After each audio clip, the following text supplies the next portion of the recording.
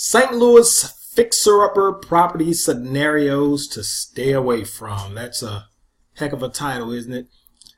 Hey, my name is Andre Vaughn. I am the founder of St. Louis Wholesale Real Estate Properties, STLWholesaleRE.com. Before we get into the video, I'd like to tell everyone to thumbs up the video. I appreciate it. It helps get the message out to more people of what we're doing and helps us connect with people like you, other investors that purchase in the St. Louis, Missouri area. Make sure that you click the bell button below. It's a notification button, so you got to subscribe to the channel first, then click the bell. Anytime we do a new video, you'll be notified that we have a new video, and then you can thumbs up, comment, all of that good stuff. It really helps us, so I really appreciate it. But there are fixer-upper properties in St. Louis. There's a bunch of fixer-upper properties. Not only it's just not a town of just a bunch of fixer-upper properties, but there's a lot of them in a lot of different areas here in the St. Louis metropolitan area. There's a couple of things I'm going to talk about. Looking at my notes here. I was kind of compelled to make this video because I had a couple of incidents. No, I wouldn't call them incidents, but just a couple of properties that I went to go see, and it was more the reaction of the seller that I said to myself, hey, let me do a video on this, and maybe this can help some people out there. So it wasn't an incident, so nothing actually happened or whatever, but I thought it was just worthy to share somewhat the experience, and maybe I can help other investors out in the meantime. But certain things you have to stay away from in this business, as a lot of you know, and kind of be wary of, I wouldn't necessarily say some areas, but of certain people. I would say certain personality types. And the reason I say that, if you're not prepared, it could hurt you in the long run. It could hurt you in the short run. So preparation is the key when dealing with any fixer-upper property, not only in the St. Louis area, but in any market. There's three things I'm going to talk about. The first one is if you are thinking about investing in a property that has, I would say, 8 or more vacancies, let's say on a particular street, you probably want to stay away from that. And unless it's an area of where the property values are skyrocketed, or where it's good property values, or maybe it's your investing style. So maybe your investing style warrants you to invest in certain areas, and maybe you look at those areas as opportunities, and if you do, hey, so be it, go right ahead, invest in it. But most people are not going to invest on a street that has 8, 9, 10 vacancies. So myself, I kind of look at it as an opportunity. So it all depends on where it's at. So there's some areas that I see that it has that many vacancies. I'm not touching it, like I assume most of you. But if there's an area where you have families living in, now if there's a bunch of 3-bedroom, 2 houses, ranch style, of course we're gonna try to find out who the owner is and all of that good stuff, and get them under contract and all of that. So, but if you're in an area where you can kind of visually see, and obviously before if you go on an appointment, you're going to know the area. You're going to do your research before you get there. So if it's a questionable area, you're going to, more than likely you're going to stay away from it, or you're not going to be too enthused about investing on that particular street or investing in that particular area. The second thing I was going to talk about, if the seller's asking price exceeds I guess, the sold properties, for a particular area and time period, you're going to stay away from that also. So, I had an incident where, well, I keep saying incident, but a situation.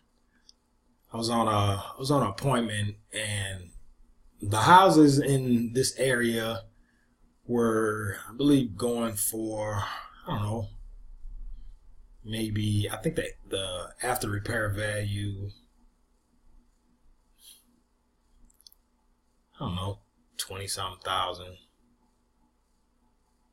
after repair value. But if you look in that area and look at the homes sold in that area, I guess in the last so many, actually the homes, it was actually the last, I think I had to pull up like 6 months, 12 months, somewhere in there is what the comparables, is what we looked at. And it was like, I don't know, let's just say it was below 10,000. So, but the seller wanted something that was about 3 times more than that. So obviously we don't have a deal. I kind of knew that before I even got there. But I actually wanted to go in that area to see some things myself because I hadn't been in that area in a while, and kind of wanted to see what was going on down there in that area. So I knew it before I got there. So I wasn't blindsided, by anything. Plus, before I went there, I asked the seller, what they want for the property, and she told me, and I already knew immediately. And this was before I even made the call.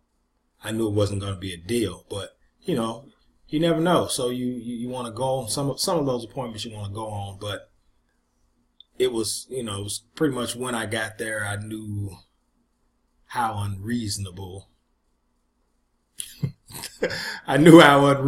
the situation was going to be. So one of the things, like I said, that I look for is when I do run comparables, and one of the tools that I use, if you've seen some of my videos, I use Zillow. You can use an agent, also a real estate agent, but you can also look up comparables. And I look for 30 days. I actually look for 30 to 90 days to get a good comparable. But sometimes you have to go back. And if you have to go back 6 months, 12 months, it's probably an area that, that you're not going to be quick to lay down some hard cash or get it under contract unless it's a deal. And if there's buyers in that particular area, and there's buyers in this particular area. But also another thing is one of the things that I look for when we get a home under contract, I look for at least 30% after repair value. So if we flip this home or hand it over to a cash buyer, we want to make sure it's at least 30% after repair value. So we want to make sure it's something left in there for the investor. We would obviously like it higher than that, but at least we look at 30%. Now, in some areas, we may go as low as 20% after repair value, but it all depends. So, but we try to, start off at 30% after repair value. And I guess the last scenario that you want to stay away from when you're dealing with St. Louis fixer-upper properties, this is really something that if you master this, you'll be just fine. Take the emotion completely out. If the price isn't adequate for you and your investment style, then it's no deal. There's no big deal, so why even get mad and all of that stuff? So it makes absolutely no sense to me. And that's something that I come across with sellers. sometimes. People are attached to their homes. They'll look you right in your eye and tell you they're not. They are. There is no way someone can pay you $40,000 for a property that the last few sold in the past 12 months.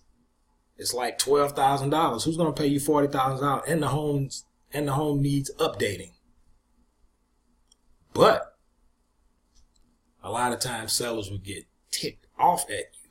So, and I don't want that to happen, with investors either. So with cash investors. So, take the emotion out, because at the end of the day, I don't look at it as competition. A lot of people look at it as, obviously, we have competitors in this business, but I don't want to treat people like competitors, because I value the relationship more than anything. So take the emotion completely out. If it's not a deal, it's not a deal. It's just not a deal. And I believe some people, they take it to a whole nother level, and they let their emotions get the best of them because they can't have their way. With me, if it's not a deal, it's not a deal. I'm not gonna even get off the phone and, start spitting like a sailor if something doesn't go my way in that regard. If it's not a deal, it's not a deal. So, hey, thank you for your time. And hey, we'll, I'll let you know, if you sign up for our email list, hey, you'll see the next deal or whatever also that we have. So it's just not personal. I think a lot of times people make these things so personal, and sometimes when you go on these appointments, and you can get blindsided by pure attitude because somebody's mad because I guess they think you're saying that their property sucks, so your property is not worth $40,000. And a lot of times that's not what we're saying. We're just saying, in this particular area, homes sold in the past X amount of months, it's only been $12,000. So why would I pay you $40,000 for that? Like, well, I think it's worth $40,000. Based on what? Just show me what it's based on. That's all I ask. I'm not being even saying that, making this video, I'm not being a smart ass, excuse my French, but just being honest. Who's going to pay somebody $40,000 for a property for comparables that's been at the $12,000 level for the past, 12 months or maybe beyond that? Is that smart? But a lot of times sellers don't understand that. So, and then too, like I said, a lot of times cash investors don't understand it. They get ticked off too when they don't get their way. If they're invested in St. Louis fixer-upper properties or any other properties for that matter, cash flow properties, in the St. Louis area. So, just was compelled a little bit to make this video and hope that it can help. It can help an investor. Even if a seller is watching this video, I hope it can help them as well. So take the emotion out, completely out, was the third one. So St. Louis fixer-upper property scenarios to stay away from. Hey, make sure you thumbs up this video. I really appreciate it if you're still sticking around with us watching this video. Of course, we appreciate it so much. Subscribe to our channel. Hey, check us out on Facebook also. Make sure you, if you go in the description below, you'll see the links to our website. You'll see the links to our Facebook page. If you're on Twitter, follow us on Twitter as well. You'll see all the links, all that good stuff down there. I know you guys are on Facebook, so hey, click that like button on Facebook for us. Show us some love on there. We really appreciate it. But hey, make sure you sign up for our email list if you haven't signed up for our exclusive buyers list, VIP buyers list, St. Louis Wholesale Real Estate Properties. That's STLWholesaleRE.com. Hey, thanks for joining us for this video. It's a bit long today, but that's okay. Thumbs up the video. Like us on Facebook. Subscribe to this channel. That little bell icon below, make sure you click it. Click that bell icon and turn your notifications on. So when we have these new videos, boom, you'll see me talking about something else. So hopefully I can help you. Hopefully I've helped you today. I really appreciate the time the effort, because you could be doing anything else right now besides watching this video. I understand that, so I respect your time, and I want to respect your time right now. So thank you very much. Hey, we'll see you in the next video. Thank you.